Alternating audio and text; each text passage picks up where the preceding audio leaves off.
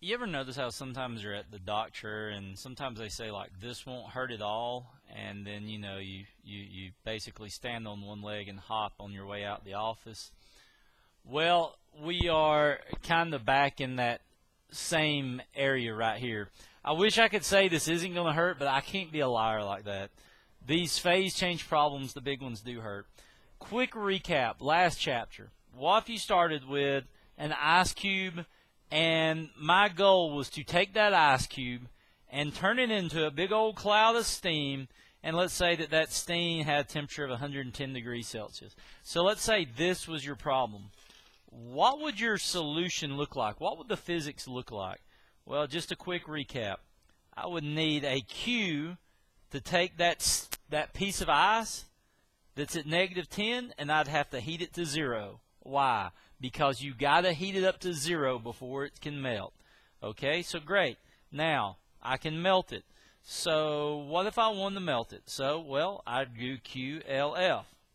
I got an equation for that. I know how to melt a piece of ice. That's a latent heat of fusion. Once you melt it, you can now take the water, and that water would be at 0, and you're going to have to heat it to 100. And then you can take that water that you've heated to 100. Now you have the ability to LV. You have the ability to boil it. And then once you boil it, you can then take the steam that you've just created. You can heat it from 100 to 110 as the problem asks. And that's the breakdown, the whole problem. You can say equals, and you can go through. Each one of these pieces this piece would be an MC delta T. Anytime you're changing temperature, that's an MC delta T. And then the LF and the LV, obviously this would be an MLF. This would be an MLV. So there's all the pieces. Add all of that up, and you've got your solution to the problem. And that's as hard as those can get. Well, this was a problem that I told you earlier where the sum of the Q equals something, and you add all that up. Well, there's another type of problem, and it's the harder type. I know it don't seem like it would be because we're so used to it, but it's going to be a sum of the Q equals 0 question is what it's called. These questions have an equilibrium. So, in other words, we're going to work this problem, and usually what happens is you take something like a piece of ice, you take a cloud of steam, so here's steam, here's the ice, and you take the steam and ice, you might even put the steam and ice into some water, and anyway, you end up with this big mixture of ice, steam, and water. And it all ends up at the same temperature final in the end. That's what makes the hard problems the hard problems. And plus it blows everybody's mind. This steam will turn into, it won't stay steam.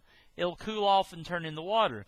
This ice won't stay a piece of ice. This piece of ice goes into the water, and everything becomes water. If you put in ice cubes, the ice cubes melt. If you put in steam, the steam condenses. But everything turns into water in the end of this problem. That's what we're going to. Now, are there problems left where sometimes there's ice left? Yes, and believe it or not, those are the hardest of the questions. So we'll try and do it all in a little bit of a series as we go.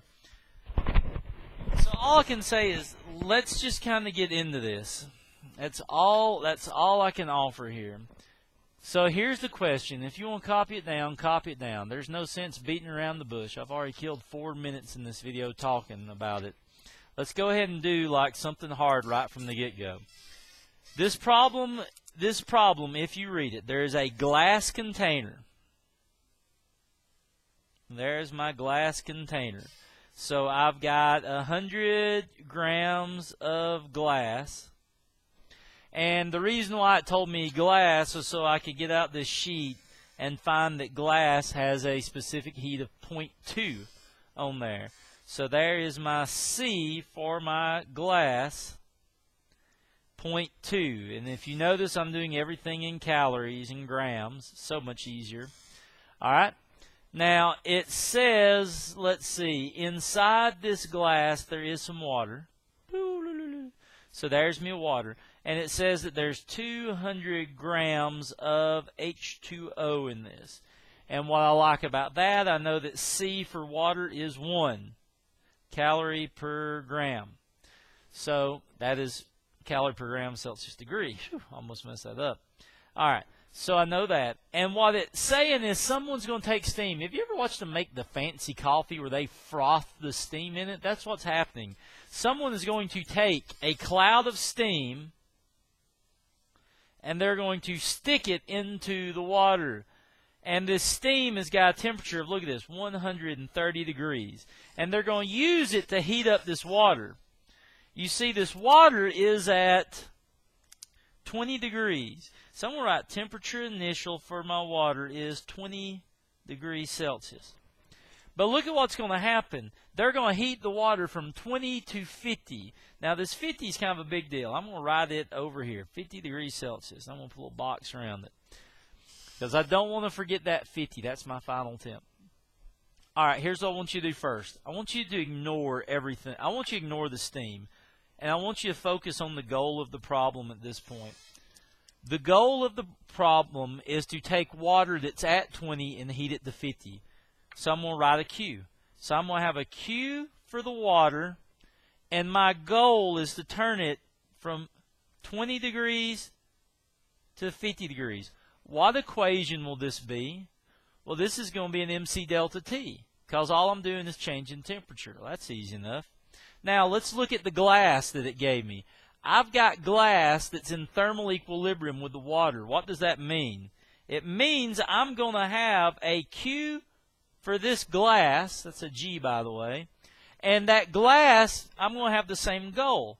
I've got to heat that glass from 20 to 50. So far, you should be looking at this going, well, this is not bad at all. I'm just writing a Q for water, a Q for glass. I learned how to do this. MC delta T plus MC delta T.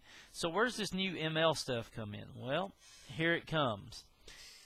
Somebody's going to put some steam into this water. Well, what's going to happen to that steam? It's going to cool off and it's going to condense. Here's the thing. Before this steam can cool off, before this steam can turn back into water, this steam's got to cool down. This steam cannot turn into, watch this, I'm going to write a Q for steam. And that steam has got to cool from 130 to 100.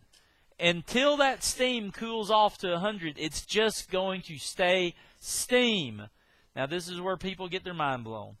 Plus, once that steam is cooled off to 100, it can then have an LV. And I'm going to write negative LV. The reason why I'm going to write negative LV, it goes all the way back to this chart. When you send something backwards from a gas to a liquid, you got to remove energy from it. So I'm going to write Q for steam, negative LV. And now get this. That steam you're going to turn into water. Not the same water as I had here, but the steam will become water. I'm still going to write Q for steam. I want to keep up with it. But the thing is, that steam, you're going to do what? You're going to take the steam, you're going to cool it down, you're going to turn it into water, and now you're going to take that steam that was 100 degrees, and you're going to cool it down to the exact same temperature the water is, which is 50. And all that is equal to 0. There, I guess I'll turn it sideways so you can see it all. 1, 2, 3, 4, 5 Q's in the problem. If you look at the problem, this is an MC delta T. This is an MC delta T. This is also an MC delta T. Then we've got an MLV, and then one more MC delta T. So there's what this problem consists of at this point. Oh my goodness.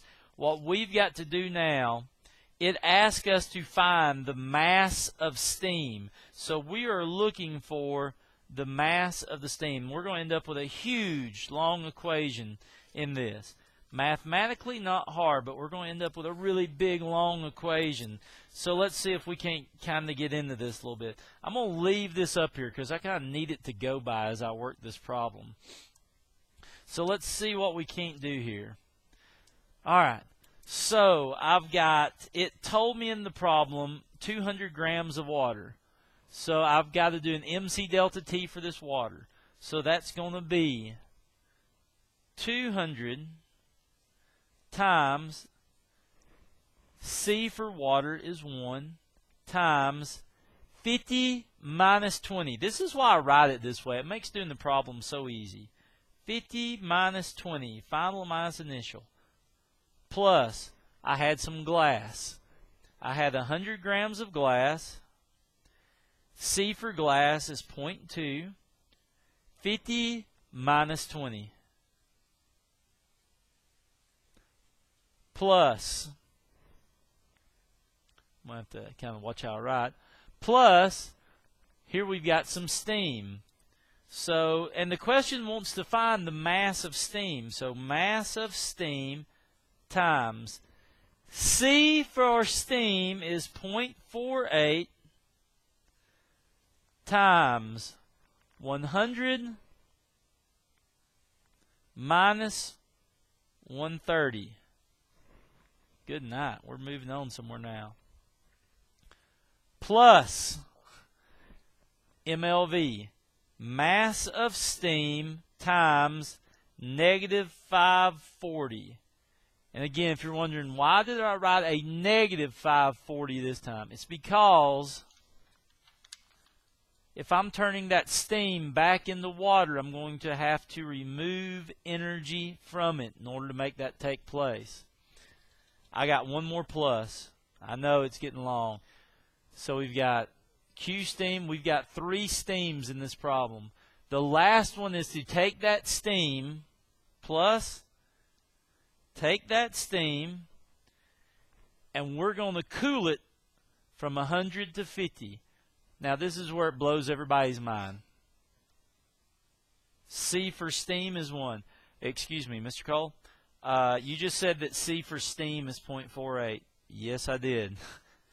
This is where everybody gets messed up. You see in these Q's, 130 to 100, that steam is literally, at this point, the steam is a gas. Sorry, I'm writing floppy. But at this point, the C is a gas. Here we change its phase at this point. We change the phase of it. And that means at this point, the steam is no longer steam. Now the steam is a liquid. Which if the steam is a liquid, that means its specific heat, its C, is going to be 1 at this point. And that's where people get lost. And now let's finish this. Times 50 minus 100. Set it all equal to 0. And this is where we're going to need a little bit of calculation here. Look at this big old equation we've got written out in front of us at this point. 50 minus 20 is 30. 30 times 200 would be 6000.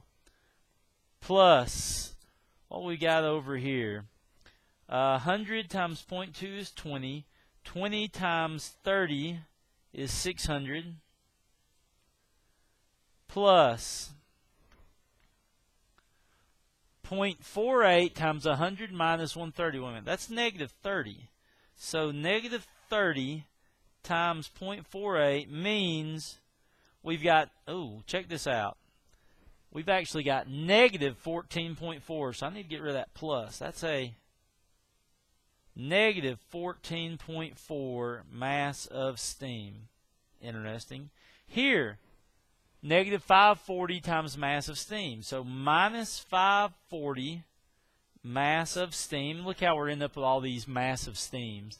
And here, 1 times 50 minus 100 is negative 50. So minus 50 mass of steam. And all that, I'm running out of room, but all that is equal to 0.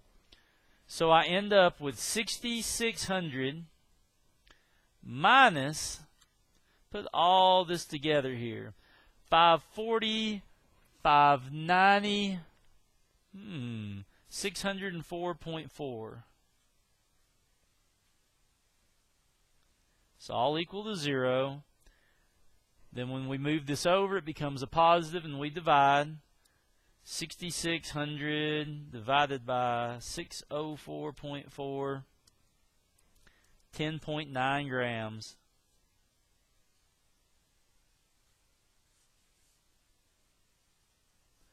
And I know that is an incredible amount of work to get there, but it is. So we just found, go back to the original problem, if you've got a glass full of water, it takes 10 grams of superheated steam, 10 grams of it, to actually heat this water up to a pleasant, nice little 50 degrees. And it takes an awful lot of equation writing, but here's the thing. This was the physics when you wrote this one equation down. That was the physics. All right, so good luck to you, and we will see you later. Bye.